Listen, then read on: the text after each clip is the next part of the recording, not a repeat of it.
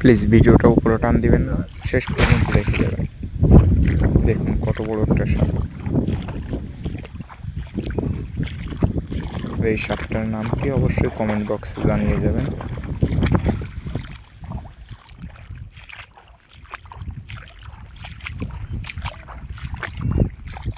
সাপ